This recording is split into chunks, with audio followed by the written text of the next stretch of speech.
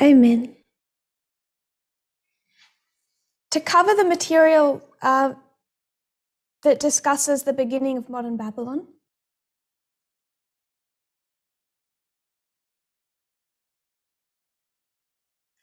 I have visibility now that it's going to need 3 presentations.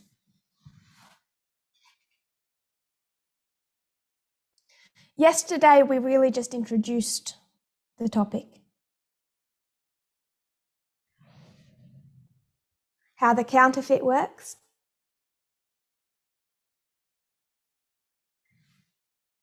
And the pattern we should expect in the Alpha history.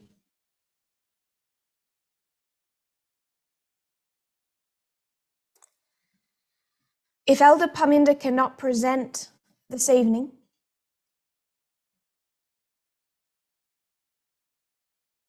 I'll finish this topic.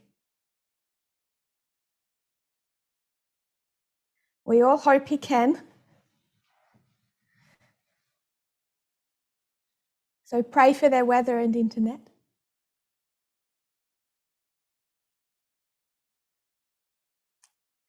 And if he can, then I will continue this topic with a 3rd presentation soon.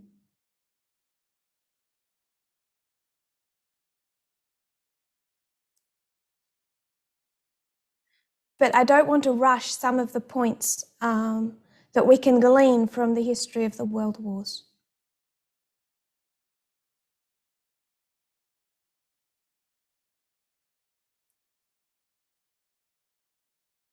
I feel like having a little bit of a rant.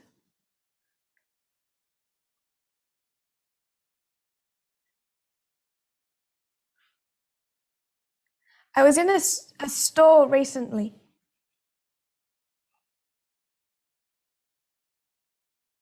The store sold fruits and vegetables.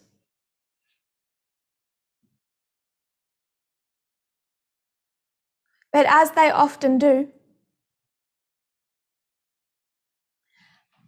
up where you pay, they had chocolate for sale.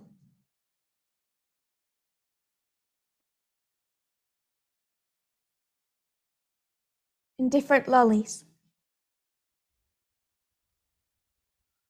And one of the chocolates being sold were these little chocolate eggs that are marketed for children.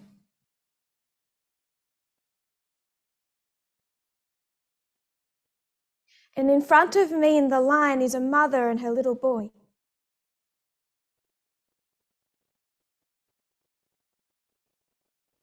He looked like he might have been 2 or 3. But he was little. Little enough that he was telling his mother what he wanted through sounds, not words.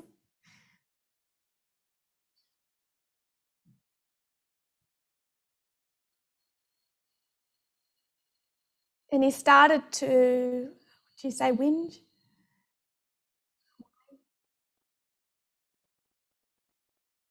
And she knew what he wanted. But she kept trying to give him all the other chocolates and lollies except for the one that he wanted.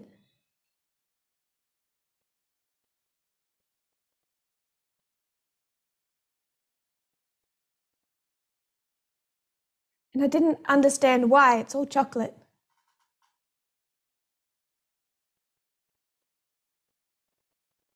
And then I realized the problem.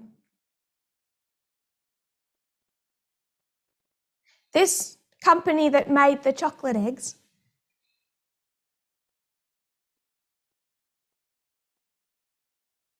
their marketing department had an idea.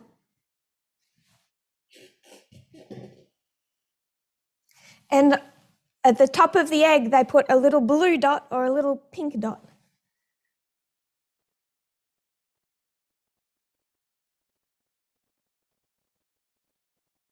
And the store had sold out of the blue ones. And the concern in the mother. And she leant into him. She looked so intense. And she said, they don't have blue, they only have pink. Are you going to be okay?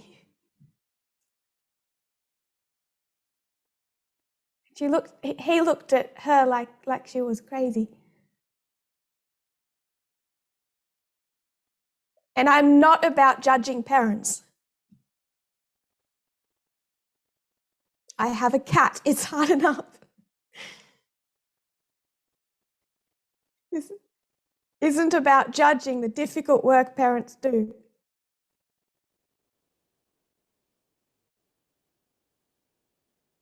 But the child was fine. He didn't care about the wrapping.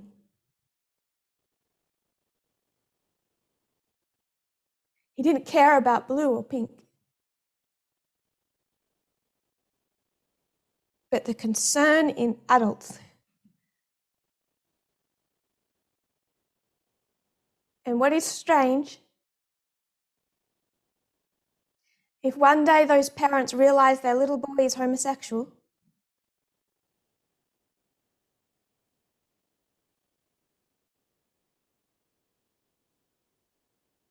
they'll probably say, oh, it's cultural conditioning.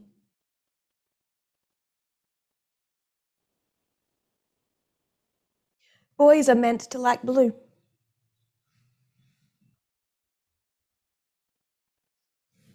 So that's my rant. Tamina reminded me of it when she brought up Walter Weiss.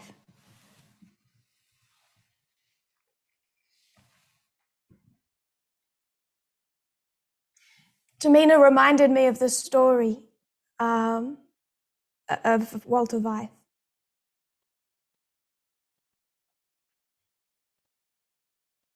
Someone says the little toy inside is either for a girl or a boy.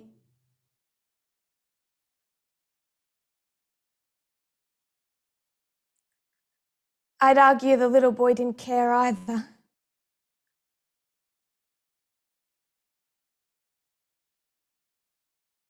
A male relative of mine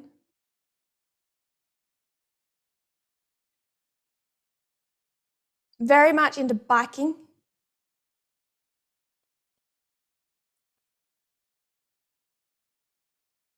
Like bikes you pedal, but extreme sport.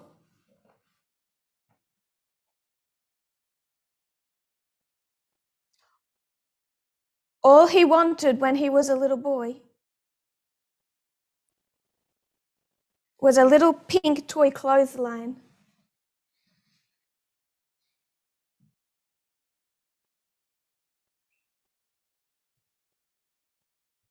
So he could hang up his own washing.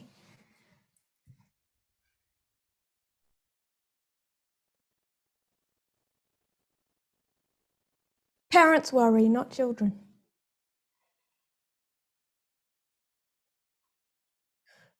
Back to our topic. Walter Weiss, Ted Wilson. What did Tamina say this morning? Walter Weiss saw as the threat.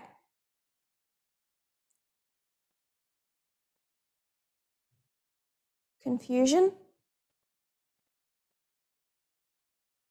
over gender, which is another way of saying women are out of their place in society.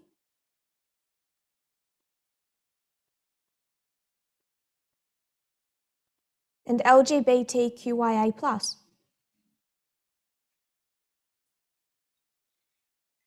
The same thing Ted Wilson said. So these two men within Adventism that people say represent different things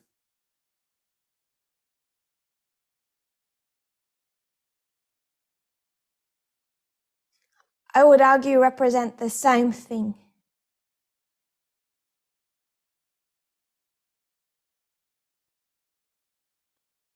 One just speaks more radical,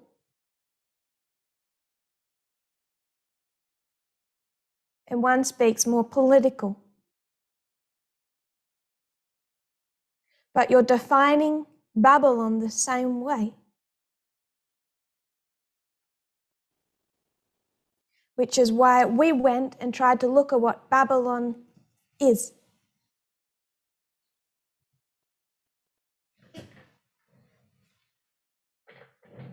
Ancient Israel, the counterfeit.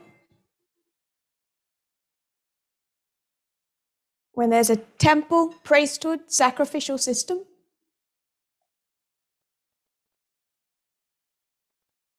There's a radical transformation with the early New Testament church.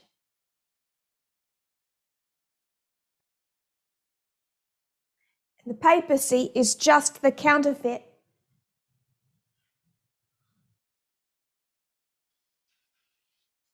Adapting to that change.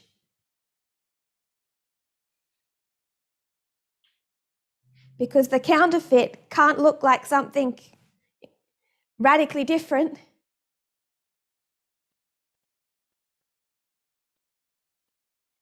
To appear to have value, it has to look as close as it can.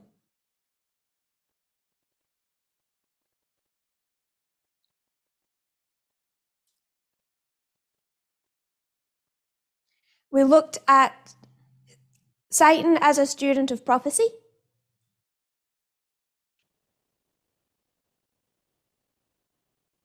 We said that he knows more than many, but not all,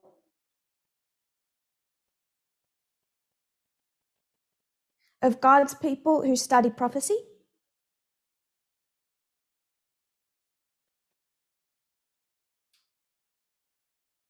And hinging on that word, many,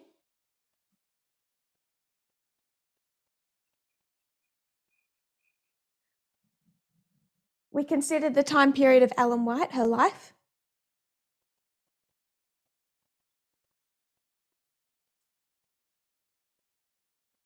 And how she describes Millerite history.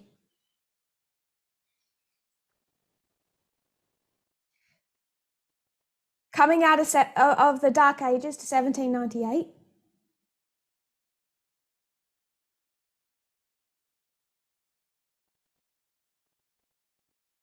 God's people are gathered into the Millerite movement. They're disappointed, scattered. A second attempt at gathering occurs, but it's deeply flawed because of the condition of the people and leadership.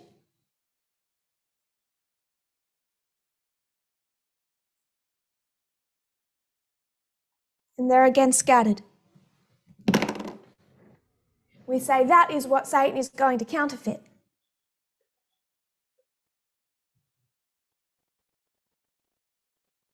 Because from 1798 to some period before the Lateran Treaty,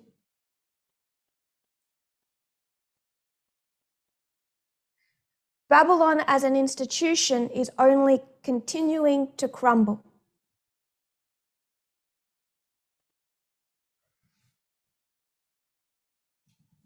And then we know that sometime at some point before the Lateran Treaty, that starts to change.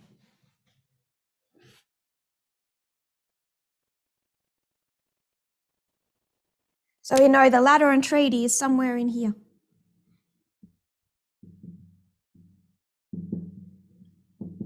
So we know that we are in the midst of a counterfeit pattern.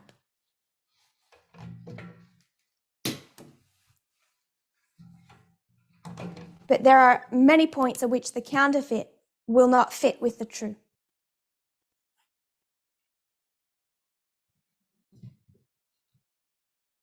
So there are quite a few things in these presentations I'm not going to repeat.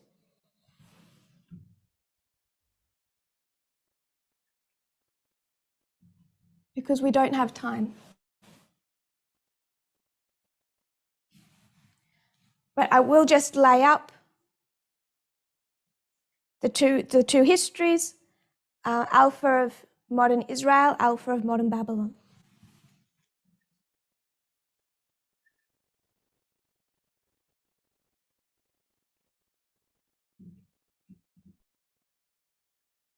The Alpha of Israel.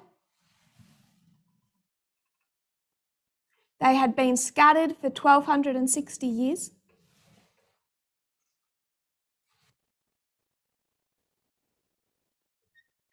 Before William Miller begins to rise up from 1798.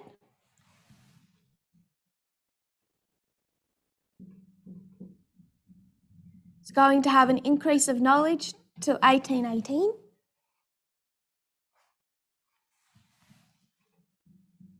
It's here you find the message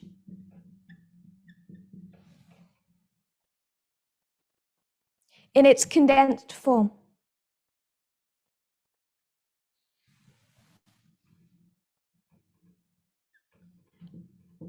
In 1833, it's formalized.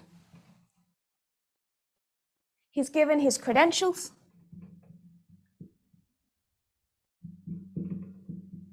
And he formally begins teaching with those credentials.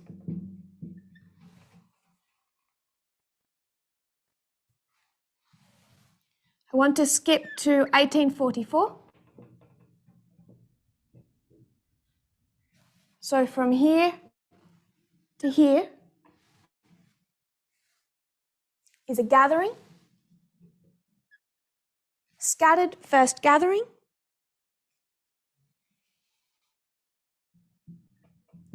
till the disappointment. They are then scattered from October 22 to 1850.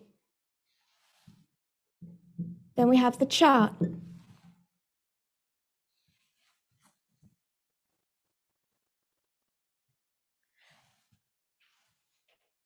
come back to that.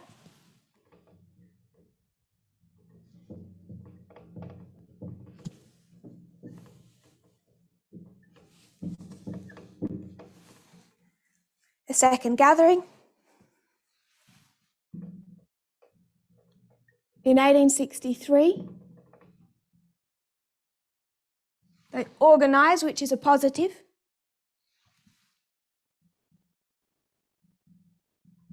But we also know how they responded to the prophetic message.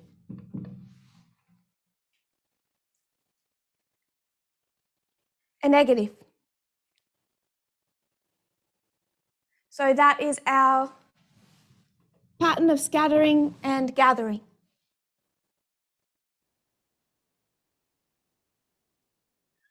Don't want to repeat all that was done before. Otherwise, we have no time to add anything new to it.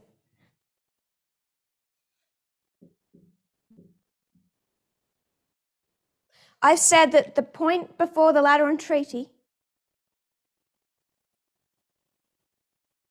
when there begins to be a gathering,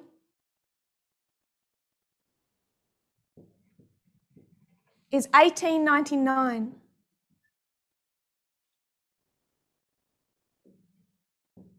I'm not going to defend that today.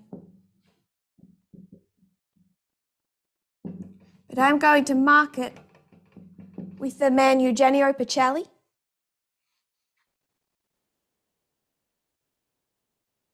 I also want to mark there the first International Peace Conference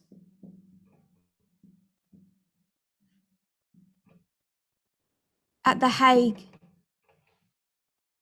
There's two of them. Tsar Nicholas of Russia called this one in 1899.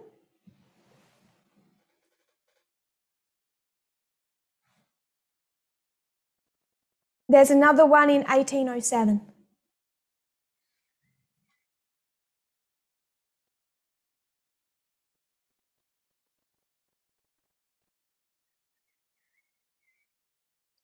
So we have 1798 to 1899. 101 years. The loss of the papal states.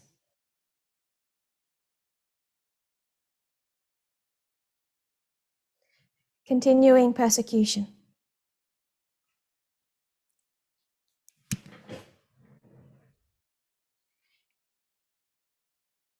In 1899, Eugenio Pacelli is made a priest.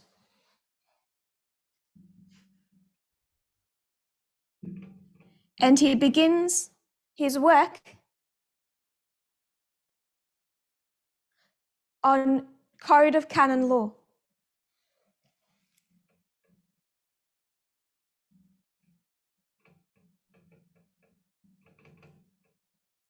Rewriting church law.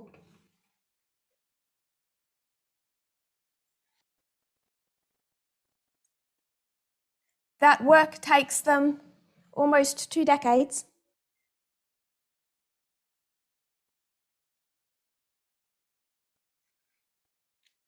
Just have a couple of quotes.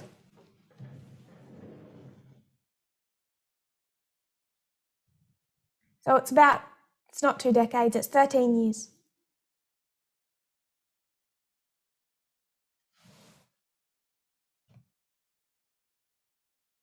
For the translators, quote number 2.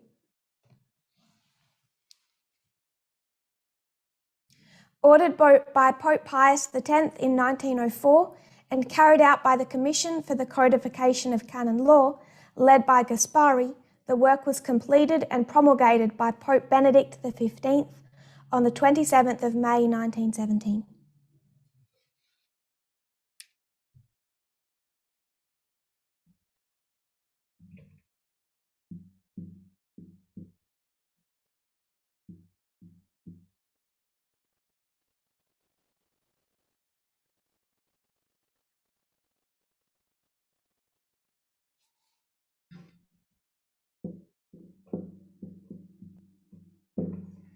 Four things are going to happen in May 1917.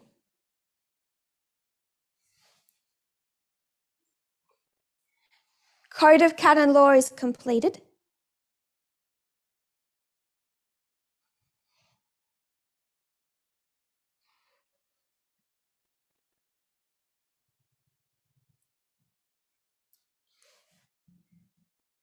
I just want to note the man Gaspari.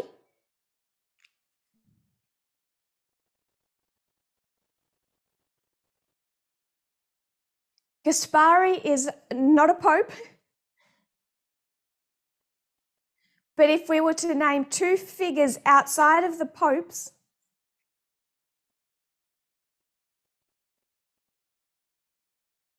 who are influential in this story,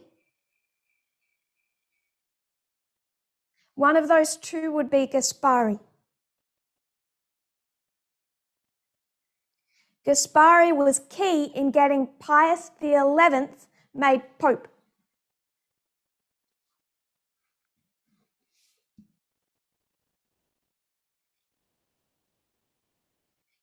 We're going to come to discuss Pius XI in a moment. But the influential figure who got him in was Gaspari.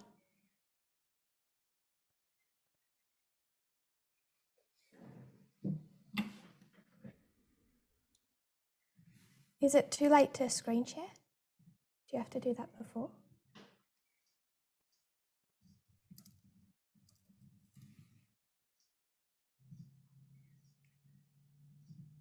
There's just one thing I would like to...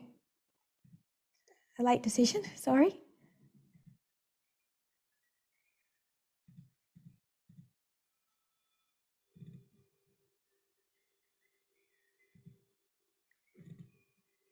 I'll just screen share for a moment.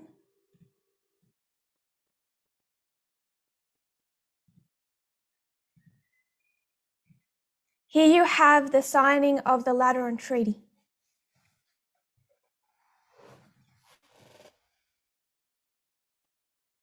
Sitting on the right, you see Mussolini. The man sitting to the left of him is Cardinal Gaspari.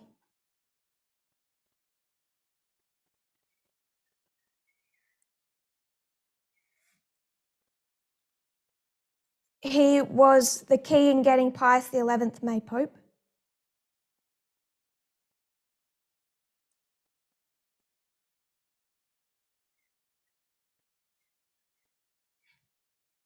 He became the Secretary of State for the Vatican. As Secretary of State, he oversaw the creation of the Lateran Treaty.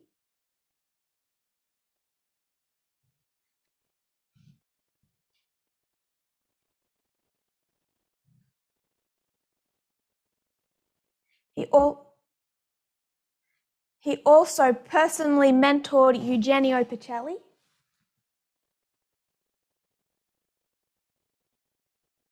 In the rewriting of church law.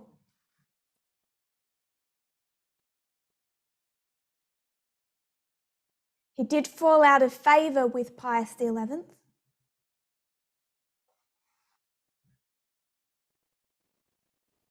So Pius XI replaced him as Secretary of State.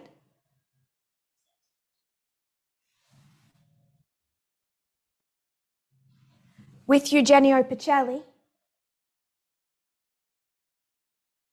who then became Pius XII.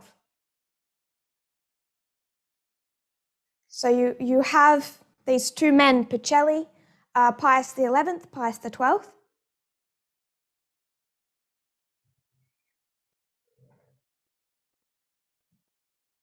But Gaspari was a key figure in all of that history.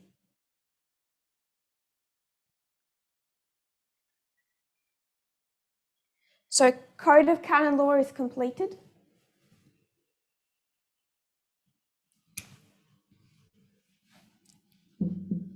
Pacelli is made, I think it's an archbishop.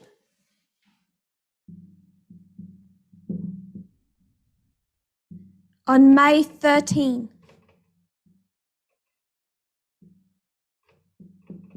He sees that through his life as a sign.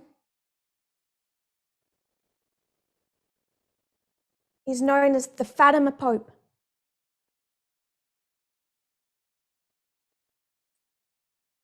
Because he's made a bishop on the same day as the key date of Fatima.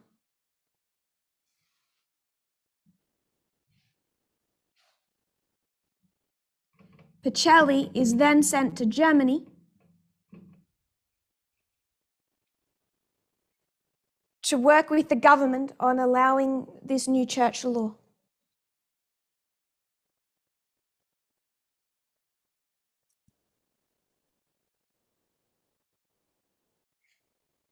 And we know that in that history, the role he played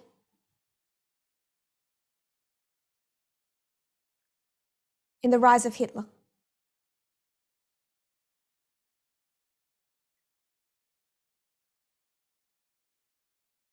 So it's a busy month. I want to make one point. There's really two separate things that are happening in May 1917.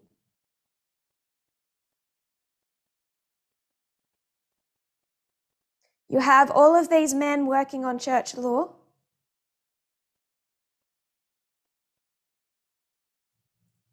And then you have these messages, events in Fatima. I want to suggest you have a more complicated history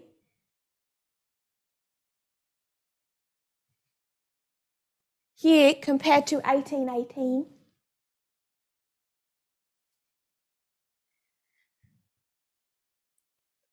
Not to compare the two, now to contrast them.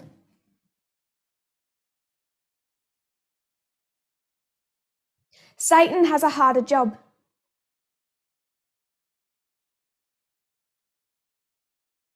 He not only has to lead his people, like God does, he also has to get through to government.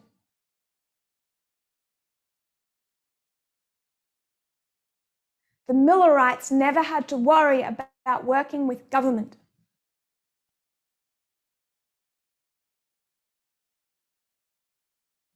But they do.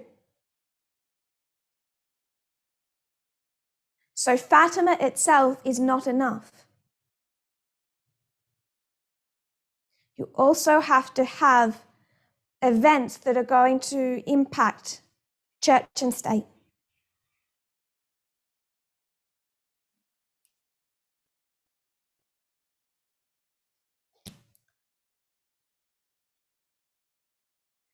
Just to skip through, we have 1933.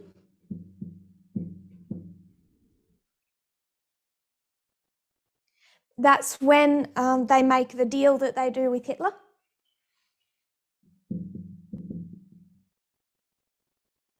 We've taught that as formalization. What was done here, those code of canon laws are passed.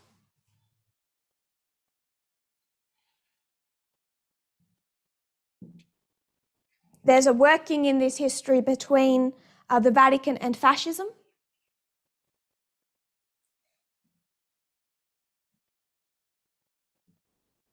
We're going to come to that. But 1945 is a disappointment. Fascism loses.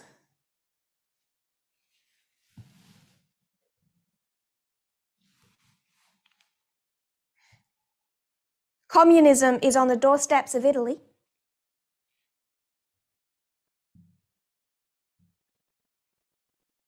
We'll get to the relationship between the Vatican and communism.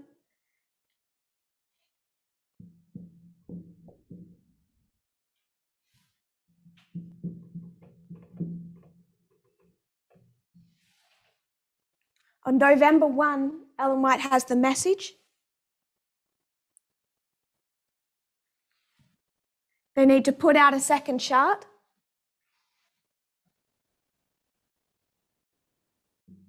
And what they need to do is take all of this and they need to take it again on a chart, because God is making a second attempt to gather.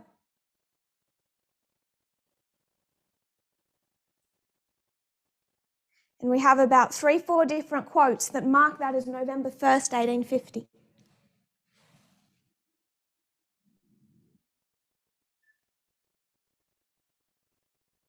They literally are just taking this message and repackaging it.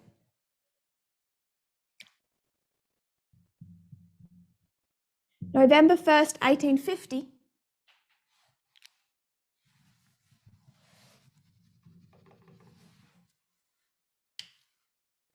First time that the Vatican has, or the Pope, has used the doctrine of papal infallibility.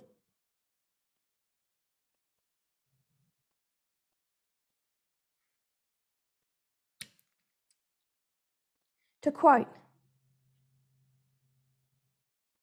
Fatima, this date here, May 13, for Pope Pius XII, what began on the day of his episcopal ordination, made a bishop,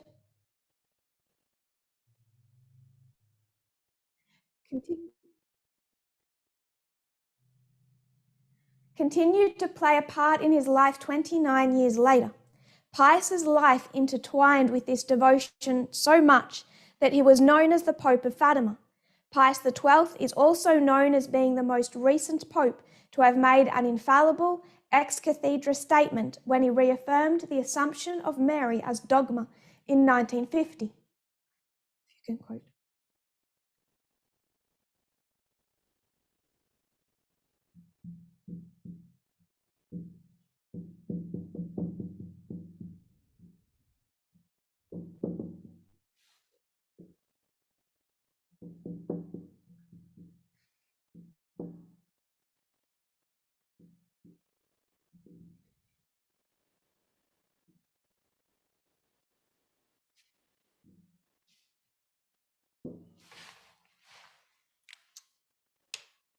Even this had a tie to Fatima.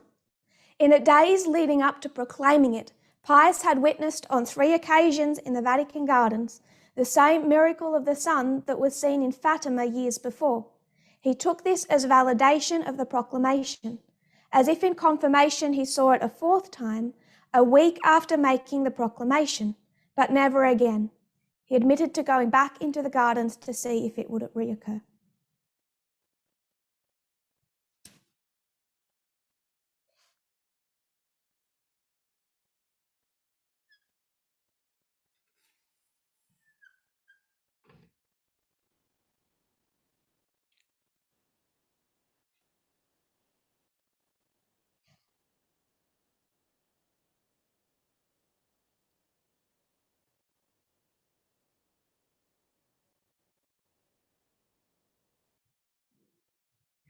So he declares a holy year.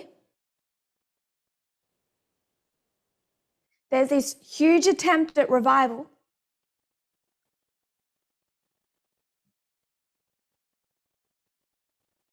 He marks it by the dogma of Assumption of Mary.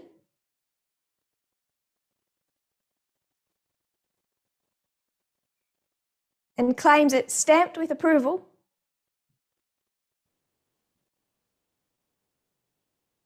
Because he sees the same sign of the sun that was seen at Fatima.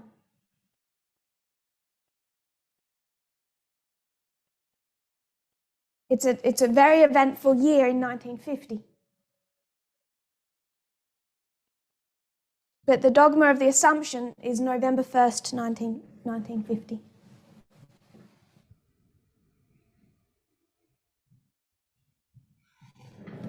He has literally taken all the message here.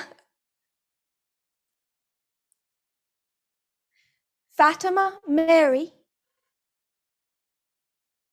and the war with communism, and he's repackaged it for 1950. It's a repackaging of this to go to the world. But we know the condition that the Catholic Church was in.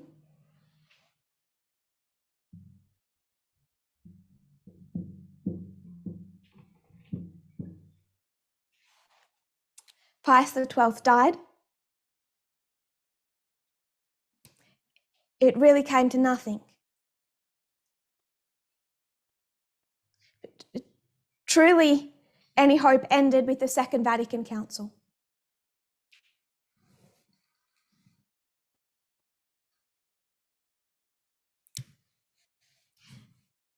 In 1960, Lucia told the popes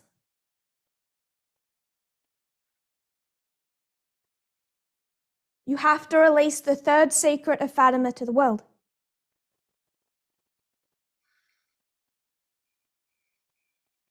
And the Pope refused.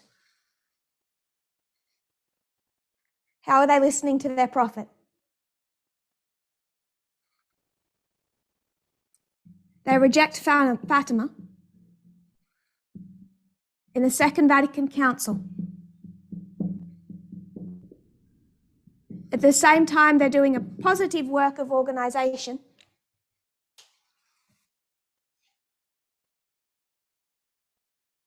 They made a secret deal with with communism, with the Soviet Union.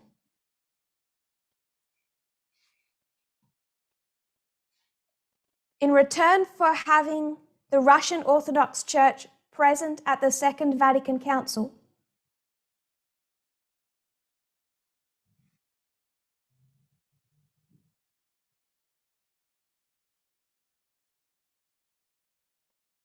they promised that at that council they would not make a formal condemnation of communism.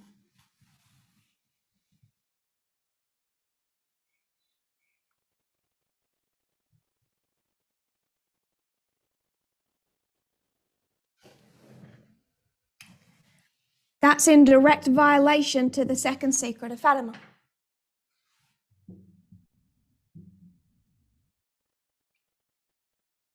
They're not listening to their prophet.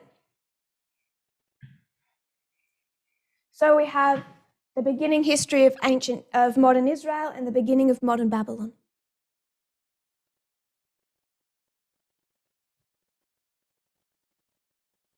We can see it counterfeited when we follow the patterns of scattering and gathering.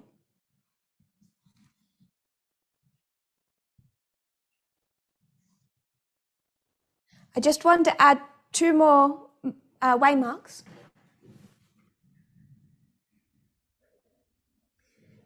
Beginning of modern Israel. What were they told to look out for? Going back to Matthew.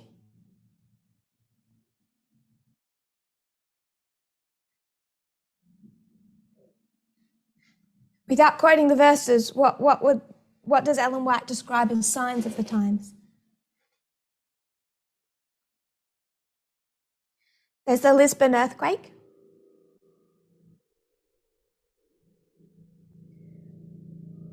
There's the dark day.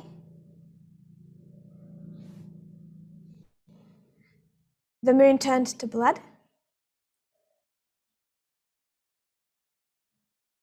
What years did all of those occur?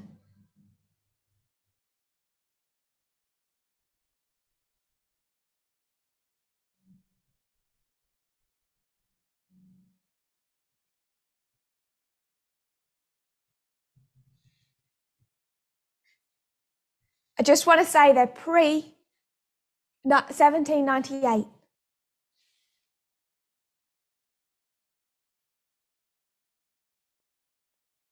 Only one occurred in this history.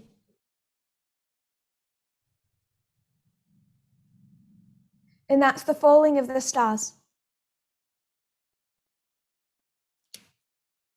So only one post-1798. And it's at the very end, late 1833.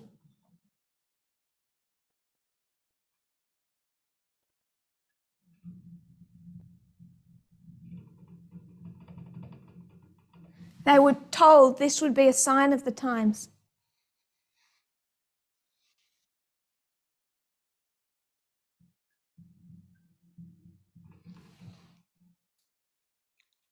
Coming back to Fatima. In the first prophecy, going to the quotes, the children were shown a terrifying vision of hell and were told that's where the souls of poor sinners go. Then they were told that the world war then taking place, what we now call World War I, would soon end. The war is going to end, Lucia quoted the Blessed Mother as saying, but if people do not cease offending God, a worse one will break out during the reign of Pius XI. When you see a night illuminated by an unknown light, know that this is the great sign given to you by God, that he is about to punish the world for its crimes by means of war, famine, and persecutions of the Church and of the Holy Father.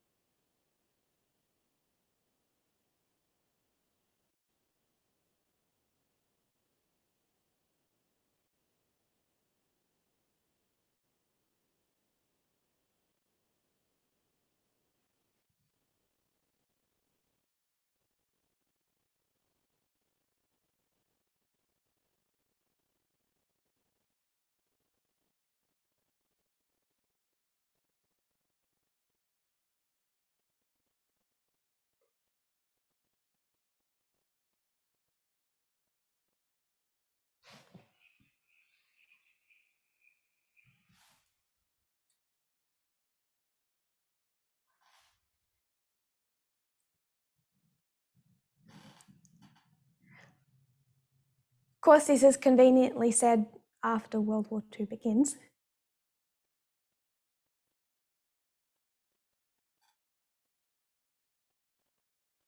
But I don't think we're holding Satan to be truthful, are we?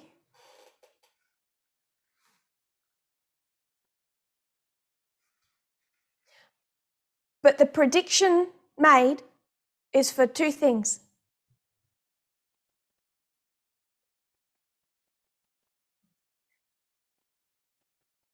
There's bad events coming, World War II, but a sign that it's coming will be lights seen in the sky.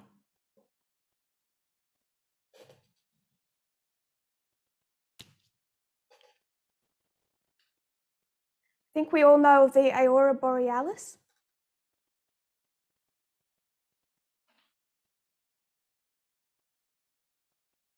In 1938, there was a geomagnetic storm.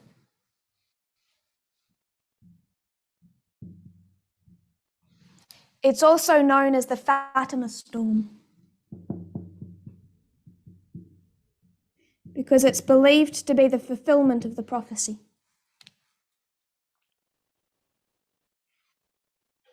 Quoting, just from the Wikipedia article about the storm.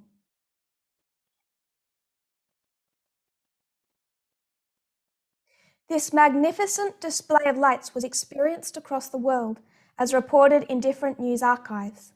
The lights sent some into panic, as many were awestruck, astonished by the rarity of the experience.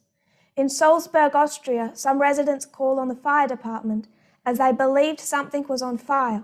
Alarm bells were rung into a frenzy that night, and the fire departments were constantly sounding new alarms, trying to calm the citizens. The loud multitude of ringing further caused panic, causing some residents to flee to more rural areas.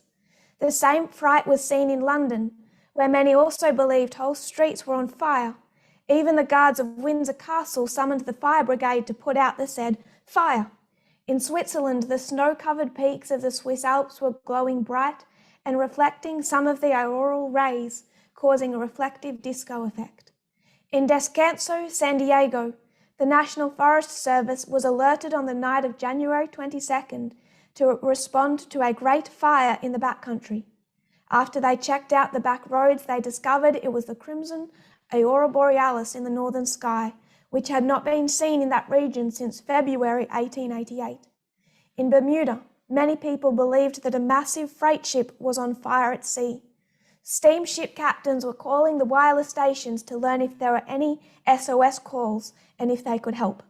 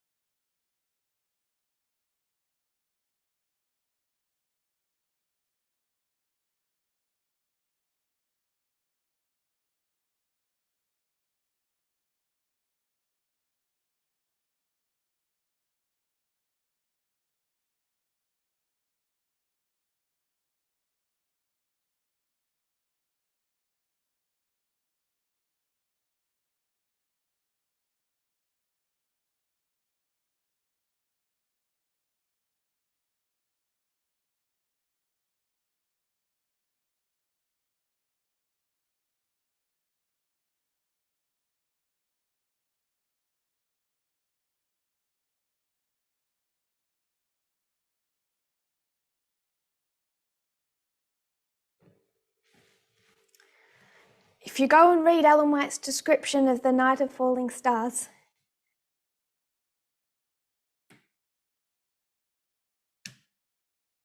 and the panic. I think it's a fascinating counterfeit.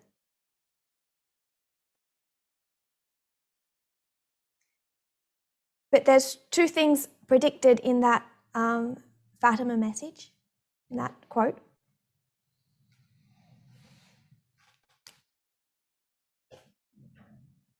In this history, there's only one key external event that's predicted.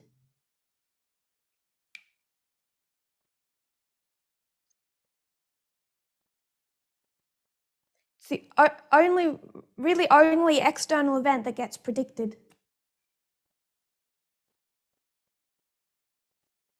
Other than the Second Advent, talking politics.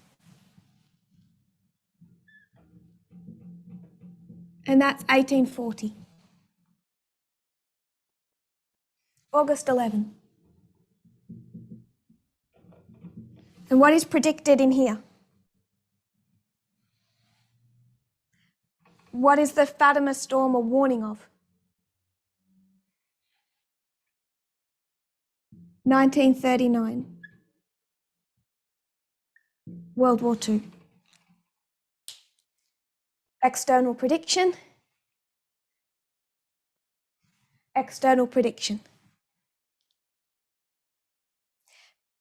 So most of what we've just done is revision. I wanted to be more clear about the pattern Satan is counterfeiting.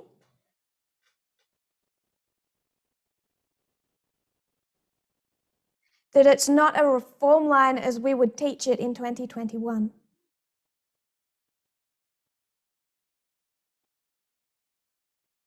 But you can see the scatterings and the gatherings.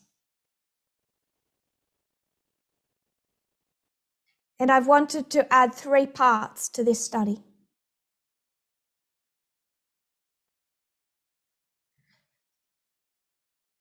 The 1938 Fatima storm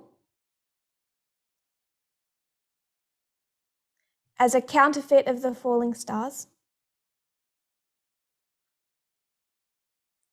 The prediction of World War II as a counterfeit of the prediction of August 11, 1840.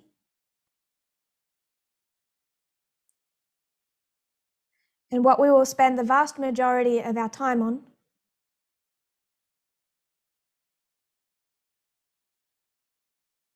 what we will begin to discuss now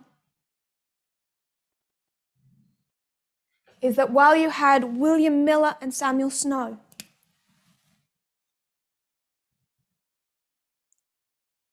it goes from Miller to Snow, and Miller rejected his previous work.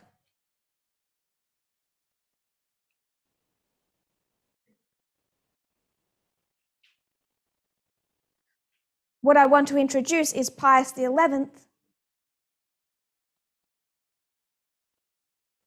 who, like John the Baptist, paved the way for Pius XII.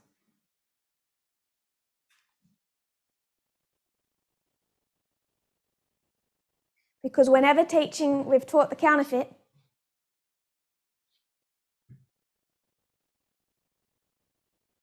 we've focused on the work of Eugenio Pacelli and Pius XII in Germany.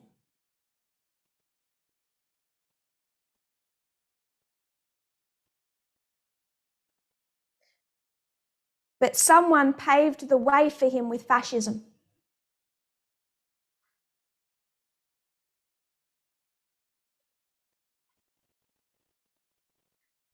Not in Germany with Hitler, but in Italy with Mussolini.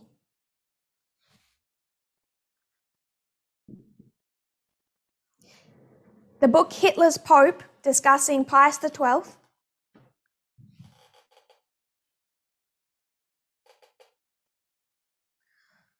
was published in 1999.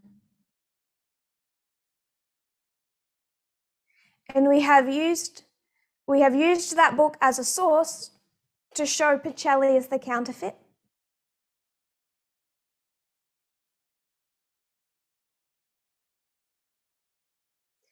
and how church and state operated in the history of World War II.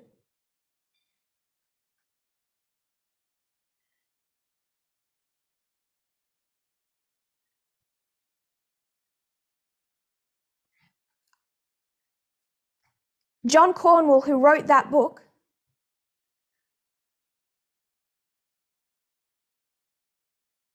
he did a good job. But in the years after that book was published, a lot of the Vatican archives were unsealed.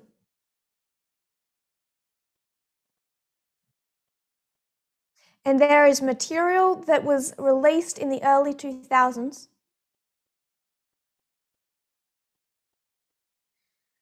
that the author of the book we're going to heavily quote from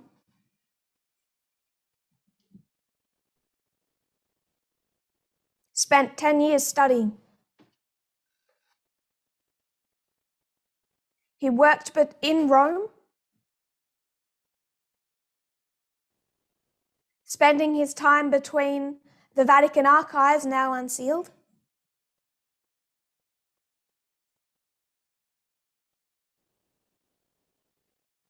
and the very helpful fascist archives. Mussolini had very good records kept of that history.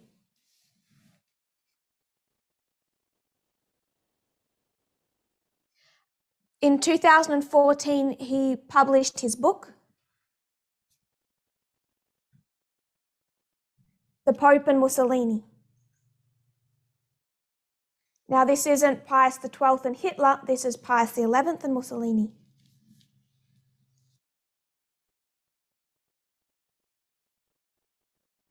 Published in 2014, it won the Pulitzer Prize of 2015.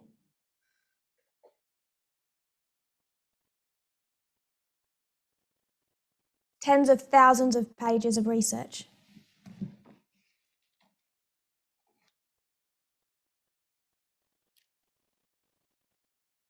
Which you see when you have to go through the notes and the references.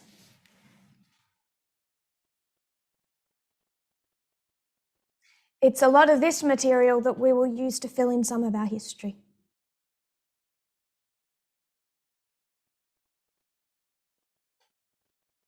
The reason I want a second presentation is I don't think it should be rushed.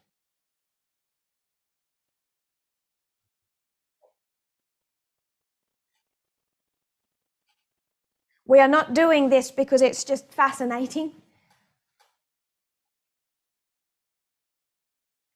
We are doing this because Adventism does not understand Babylon today.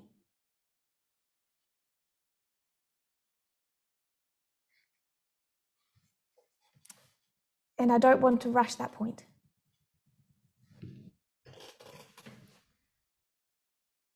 So I just want to make one point.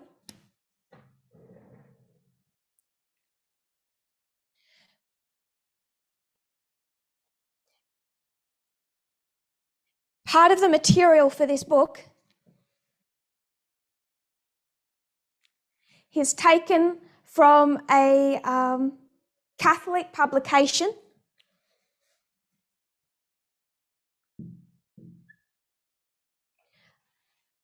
La Civiltà Cattolica. This is a Catholic magazine. It was founded in 1849 by Jesuits.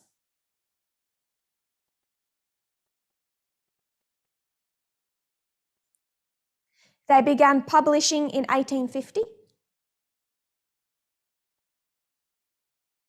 This was just after the Pope returned from exile.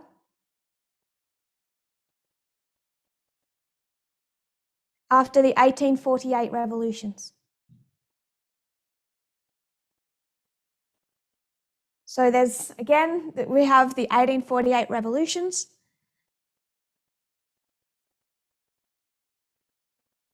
Again, the Pope was in exile. Everything's crumbling. and Jesuit writers wanted a platform to voice the thoughts of the Vatican.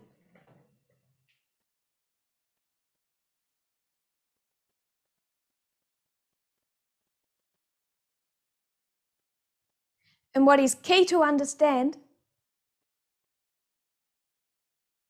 is that twice a month the editor took all their articles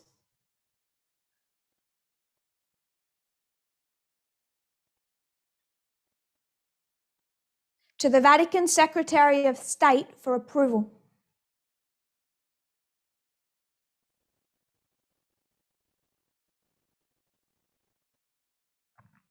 So it's not independent. When the author of this book is quoting La Civiltà Cattolica,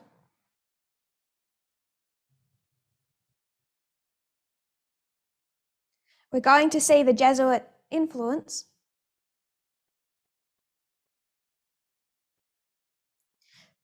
but it's not independent. It's the thoughts of the Vatican.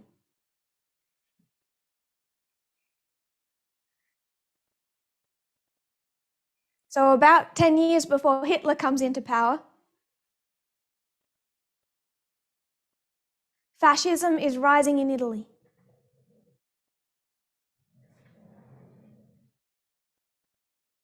At the same time as the Russian Revolution it's now really in a civil war.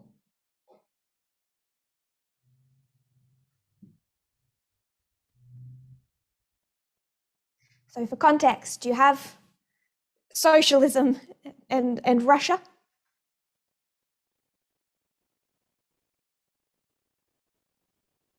World War I has ended. There's a lot of social unrest. Mussolini mobilizes fascism. Italy was kind of a republic that's crumbling. Mussolini's fascists are essentially advocating for dictatorship. I don't say that.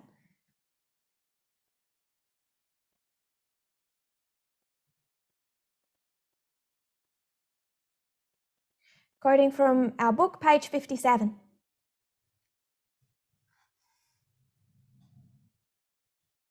And he's quoting from La Civiltà Cattolica, quoting the Catholic Church in that history.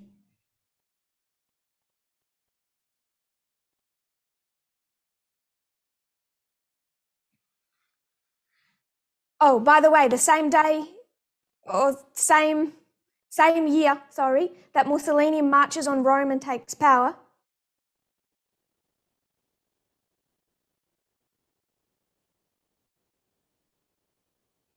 Pius XI becomes Pope. So this is the history of two leaders, Pius XI, Mussolini,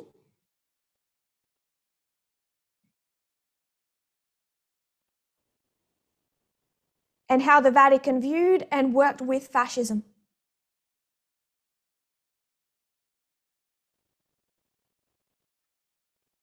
The shouts of Mussolini's squads, "Down with Bolshevism," the journal enthused, are attracting supporters and sympathy from one end of Italy to the other. In its thought, sentiment, action, all of fascism consists simply of a protest and revolt against socialism. It praised Mussolini for his efforts to restore order, hierarchy, and discipline. Fascism, the journal proclaimed, seeks to place spiritual values once again in the place of honor they once occupied, especially as required by the battle against liberalism, to restore the most conspicuous of these, religious upbringing and the nation's Catholic inspiration.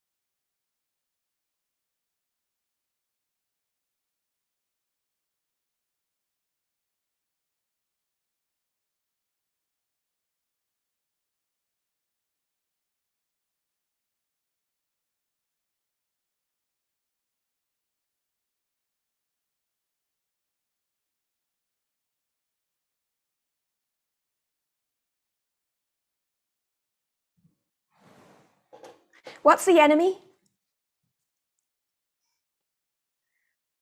What sympathy did Pius XII have with Hitler?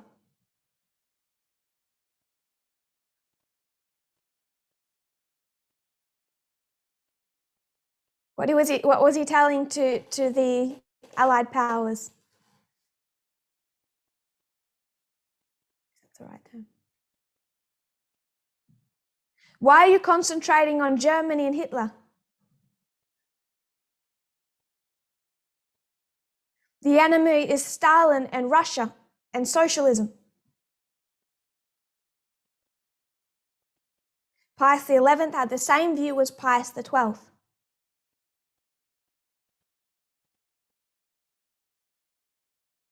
Socialism is the danger.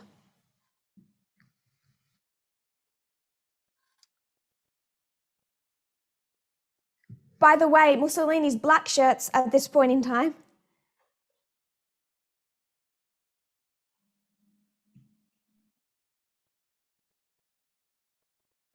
are bashing people on the street corners.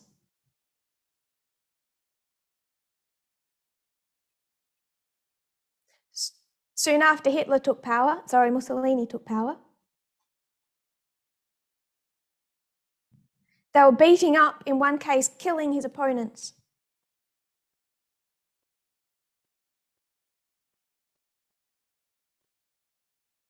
In broad daylight. In mid-August, in the middle of the latest wave of violence,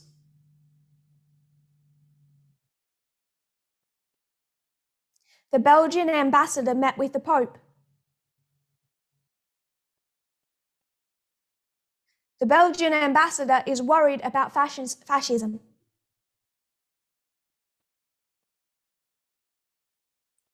Pius XI says no. He says nothing is more fatal to civilization than communism.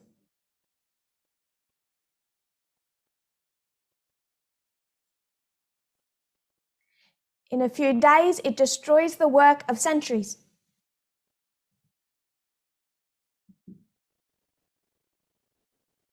France, Belgium, and Germany need to form an alliance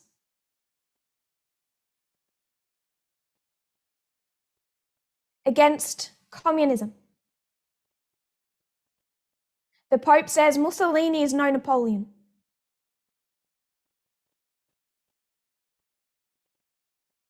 But Mussolini alone understands what is required to free his country.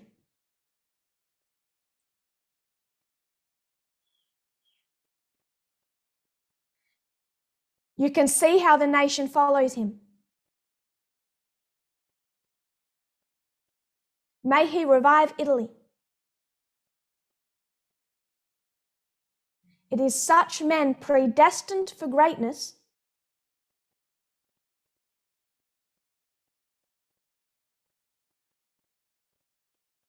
who can bring peace today. May God soon give us some such beacons.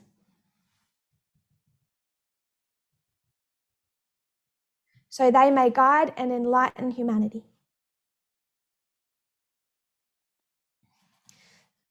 It's not anti-fascism. But this was a quid pro quo.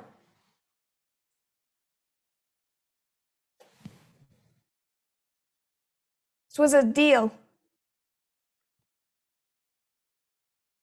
You scratch my back, I'll scratch yours.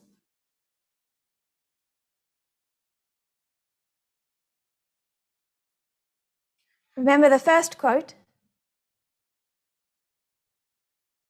It's fascism that puts spiritual values back in a place of honor.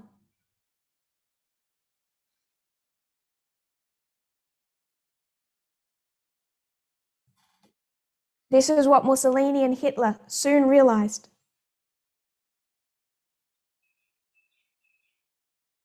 Mussolini showered the Catholic Church with cash and privileges.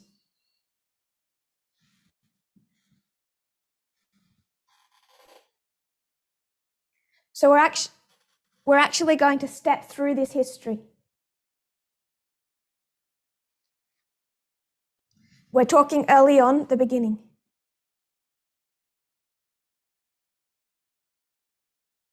Mussolini pushed through a new law allowing police to fire any editor whose newspaper belittled either the Pope or the Catholic Church.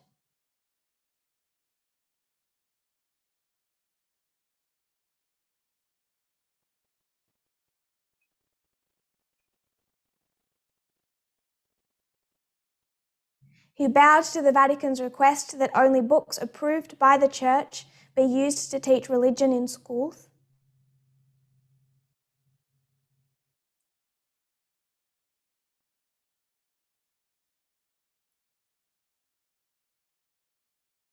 He closed down the gambling halls.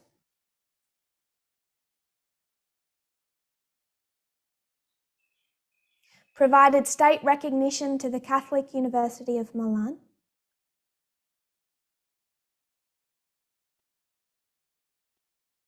Announced his opposition to divorce, which is quite funny if you know Mussolini.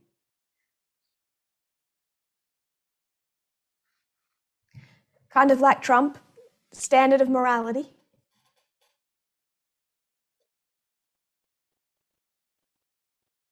Moved to save the Bank of Rome, which was on the verge of bankruptcy. Crucifixes were put back in the country's classrooms.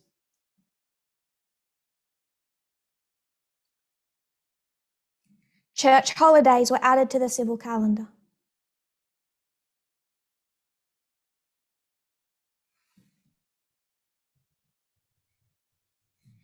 And he began to fund the rebuilding of churches.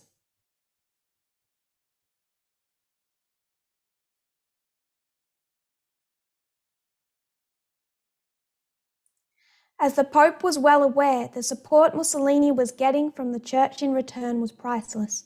In September of 1923, the Vatican spelled this out in a program of collaboration of the Catholics with the Mussolini government. Quote, "They have had to admit that no Italian government, and perhaps no government in the world, would have in a single year alone been able to do so much in favour of the Catholic religion."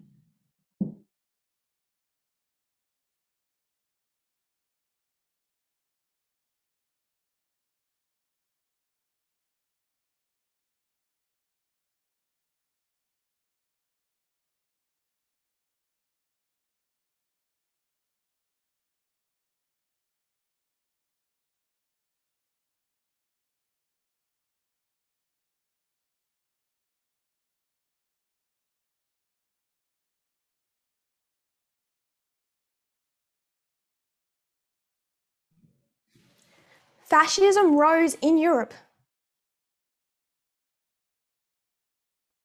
because it was a combination of church and state.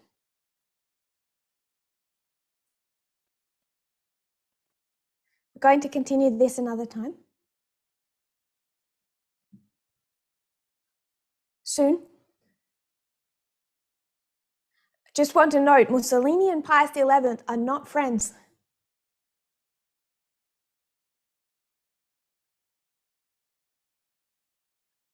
In many ways, they're rivals. They're not meeting secretly in some type of little room.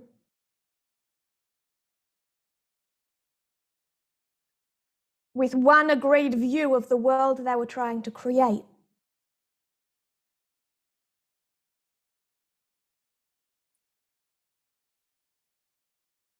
But both demand something from the other.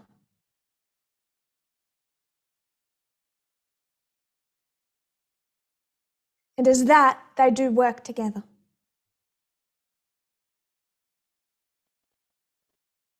But they are rivals.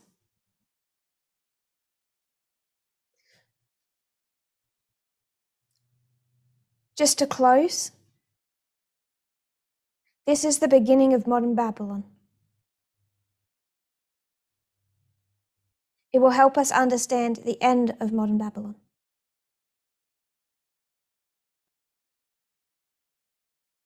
The principles under which Babylon operates,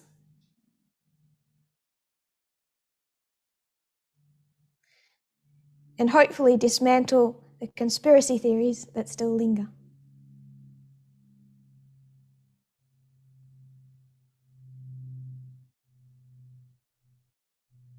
We'll continue with our discussion on Pius XI next time.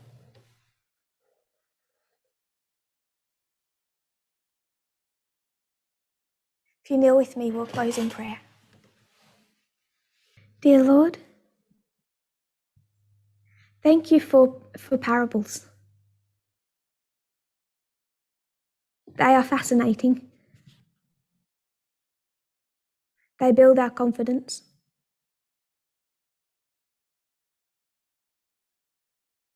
They show us you. They show us what you are not.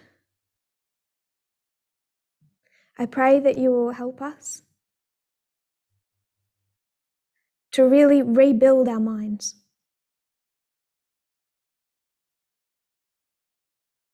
From all the errors we've heard before.